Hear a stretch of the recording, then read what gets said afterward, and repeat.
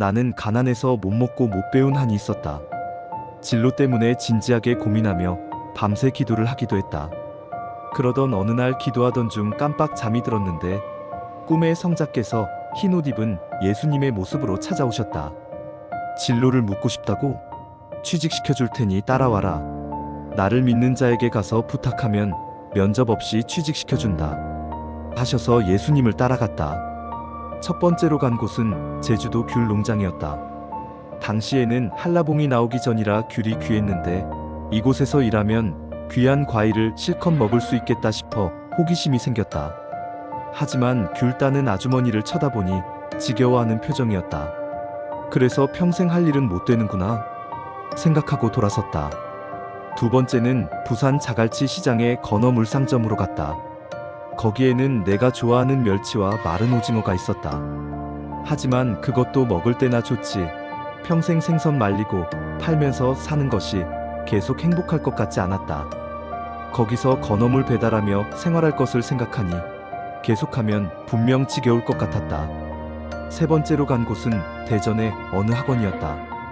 예수님이 학원 선생에게 나의 취직 자리를 부탁하니 그는 예수님을 보고 깜짝 놀라 좋아하면서 흔쾌히 나에게 공부도 가르쳐 주겠다고 했다. 하지만 나는 머리도 나쁜데 어려운 공부만 하면서 사는 것도 지겨울 거라는 생각이 들었다.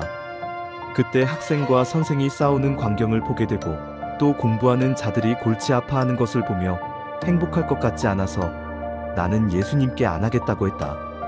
네 번째로 찾아간 곳은 천안의 어느 세탁소였다. 세탁소 사장님이 예수님을 반가이 맞으며 이곳까지 무슨 일로 오셨어요? 이 젊은이 취직자리 알아보려고 왔다고 하니 바로 승낙하였다.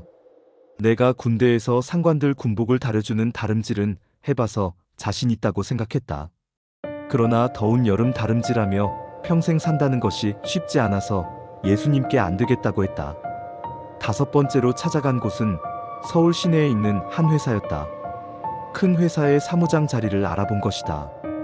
회사의 과장은 골치 아프다며 담배를 피워대고 있었고 어떤 사원은 책상 위에 다리를 꼬아 올린 채 한숨을 내쉬고 있었다. 내가 이 회사에 취직해서 평생 산다면 결국 만족하지 못할 것을 알았다.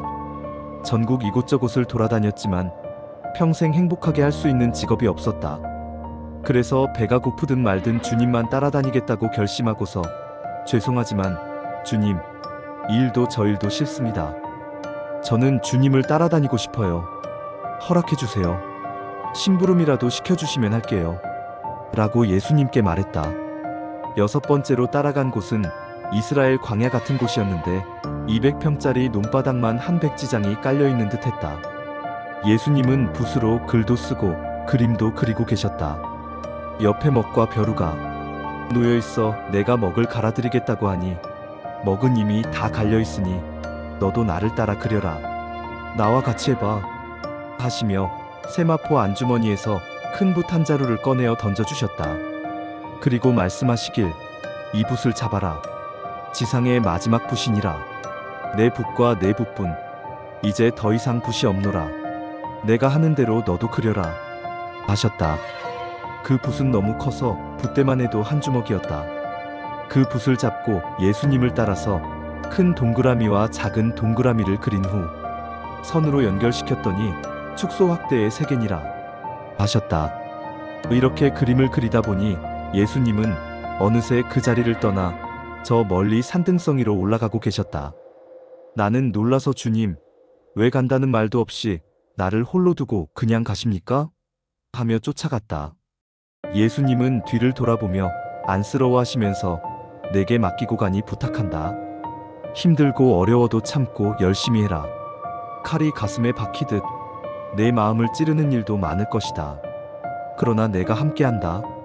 하시며 사도행전 1장에 기록된 것 같이 감람산에서 승천하여 공중으로 쭉 올라가셨다. 이때 예수님이 십자가에서 고통당하신 일들이 스쳐 지나가면서 내게도 이런 일이 있겠구나 하고 느껴져 왔다.